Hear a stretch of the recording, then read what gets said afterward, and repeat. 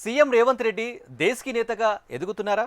Gandhi family తర్వాత కాంగ్రెస్ పార్టీలో కీలక నేతగా మారుతున్నారా అంటే అవుననే సమాధానం వినిపిస్తుంది. సౌత్ నార్త్ అనే తేడా లేదు. ఎక్కడ ఎన్నిక జరిగినా హస్తం party star campaigner Revanth Reddy. మొన్న మహారాష్ట్ర, బీహార్, నేడు కేరళం, తమిళనాడు. కాంగ్రెస్లో బడా లీడర్లకు కొదవలేనప్పటికీ ఎన్నికల ప్రచారానికి మాత్రం రేవంత్ రెడ్డి పెద్ద దిక్కుగా కనిపిస్తున్నారు. ఇటు తెలంగాణ సీఎం కూడా తగ్గేదలే అంటున్నారు. తనదైన శైలిలో ప్రచారంతో ప్రత్యర్థులపై కామెంట్స్ చేస్తూ జాతీయ రాజకీయాల్లో సెంటర్ ఆఫ్ అట్రాక్షన్గా మారుతున్నారు. ఛాన్స్ దొరికినప్పుడల్లా నేషనల్ పాలిటిక్స్లో కీ రోల్ పోషిస్తున్నారు. ఇంతకు రేవంత్ టార్గెట్ ఏంటి? నేషనల్ మైలేజ్ పార్టీలో ఆయన ప్రాధాన్యతను పెంచుతుందా? మొన్న మహారాష్ట్ర, బీహార్, నేడు కేరళం, తమిళనాడు. రాష్ట్రం ఏదైనా అసెంబ్లీ ఎన్నికల్లో స్టార్ క్యాంపెయినర్ గా రేవంత్ రెడ్డి. జాతీయ రాజకీయాల్లో రేవంత్ మార్క్ పాలిటిక్స్. భవిష్యత్ జాతీయ లీడర్ గా మరో మెట్టు ఎక్కే ప్రయత్నమా?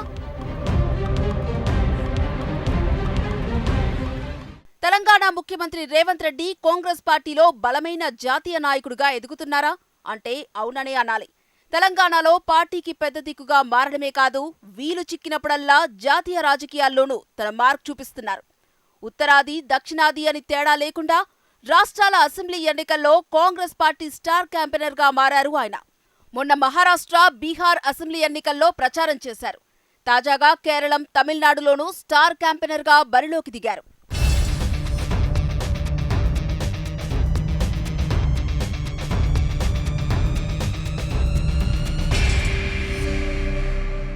కేరళంలో రేవంత్ రెడ్డి ఎన్నికల ప్రచార సరళి నేషనల్ వైడ్ గా చర్చనీయాంశమైంది.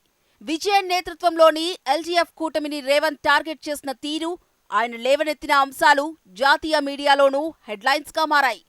కేరళ ముఖ్యమంత్రి పినరాయి విజయన్ పై నిప్పులు చెరుగుతూ మోదీ, విజయన్ చీకటి ఒప్పందంపై విమర్శలు చేయడంతో అందరి అటెన్షన్ను తన వైపు తిప్పుకునేలా చేశారు రేవంత్.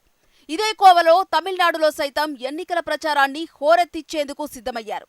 దీంతో జాతీయ స్థాయిలో కాంగ్రెస్ తరపున కీలక పాత్ర పోషిస్తున్నారనడంలో సందేహం లేదంటున్నారు హస్తం వర్గాలు. జాతీయ నేతల కంటే ఎక్కువగా ఢిల్లీలో ప్రయాణాలు, జాతీయ స్థాయిలో పార్టీ తీసుకునే నిర్ణయాల్లో రేవంత్ సూచనలకు ప్రాధాన్యత పెరగడం, హస్తిన పెద్దలతో పరిచయాలు, ఇవన్నీ ఏఐసీసీ భవిష్యత్ కీలక నేతగా ఎదిగేందుకు కనిపిస్తున్న లక్షణాలుగా చెబుతున్నారు.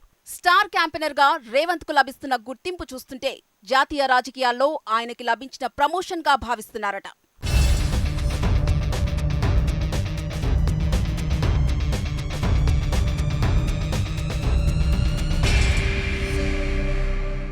జాతీయ రాజకీయాల్లో రేవంత్ రెడ్డి పాత్ర రోజురోజుకో పెరుగుతుంది అనడంలో అతిశయోక్తి లేదు. కేరళం అసెంబ్లీ ఎన్నికలే ఇందుకు మంచి ఉదాహరణ. ఇక్కడ రాహుల్ గాంధీ, ప్రియాంక గాంధీలకు దొరకని అటెన్షన్ రేవంత్ కు లభించింది. రేవంత్ విమర్శలపైనే ఎక్కువగా చర్చ జరిగింది. ముఖ్యమంత్రి పినరాయి విజయన్ ను టార్గెట్ చేస్తూ అవినీతిపై ఘాటైన విమర్శలు చేశారు రేవంత్. మోదీ, విజయన్ ఒకటి కాకపోతే గోల్డ్ స్కామ్ లో ఎందుకు సీఎంను విచారించడం లేదని రేవంత్ లేవనెత్తిన అంశం చర్చనీయాంశంగా మారింది. విజయన్ పై రేవంత్ చేసిన బంగారం స్కామ్ ఆరోపణలు కేరళం ప్రజలు సెంటిమెంట్, ఎమోషన్ ను టచ్ చేసి ఆలోచనలో పడేసేలా చేశాయి. రేవంత్ విమర్శలకు కేరళ సీఎం పినరాయి విజయన్ సైతం తీవ్ర స్థాయిలో స్పందించారు. డైరెక్ట్ గా రాహుల్ గాంధీ విజయ్ ను విమర్శిస్తే అది జాతీయ స్థాయిలో ఇండీ కూటమి భవిష్యత్పై ప్రభావం చూపుతుంది. దీంతో చాలా తెలివిగా రేవంత్ తో పొలిటికల్ బాణాలు సంధించారు.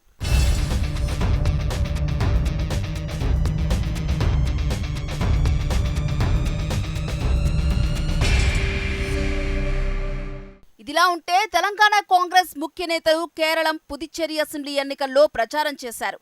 నిన్నటి వరకు కేరళం, పుదుచ్చేరి ఎన్నికల్లో కాంగ్రెస్ అభ్యర్థుల తరపున ప్రచారం చేశారు. తెలంగాణ సీఎం రేవంత్ రెడ్డితో పాటు రాష్ట్ర మంత్రులు, ఎమ్మెల్యేలు, ఎమ్మెల్సీలు, ఇతర నేతలు ప్రచారం చేశారు. సీఎం రేవంత్ రెడ్డిని స్టార్ క్యాంపెయినర్ గా ప్రచారం చేశారు. మిగతా నేతలకు అసెంబ్లీ స్థానాల వారీగా ఇన్ఛార్జ్ బాధ్యతలు ఇచ్చారు.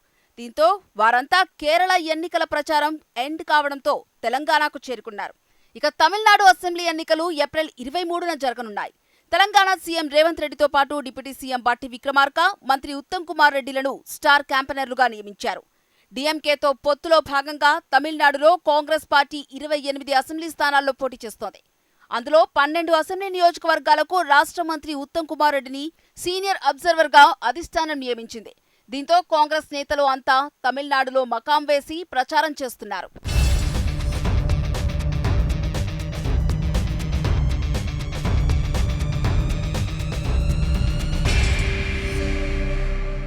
తెలంగాణలో ప్రస్తుతం కాంగ్రెస్ పార్టీ అధికారంలో ఉంది. దీంతో తెలంగాణలో ఏ అభివృద్ధి, సంక్షేమ పథకాలను కాంగ్రెస్ సర్కారు అమలు చేస్తుందో తమిళనాడు ప్రచారంలో కాంగ్రెస్ నేతలు వివరించనున్నారు. పొత్తులో భాగంగా తమకు కేటాయించిన 28 అసెంబ్లీ స్థానాల్లో మెజారిటీ స్థానాలు గెలిపే లక్ష్యంగా కాంగ్రెస్ అధిష్టానం టాస్క్ ఇచ్చింది. ఇందులో భాగంగా తెలంగాణ కాంగ్రెస్ ముఖ్య నేతలు తమిళనాడు అసెంబ్లీ ఎన్నికల్లో కీలక పాత్ర పోషించనున్నారు.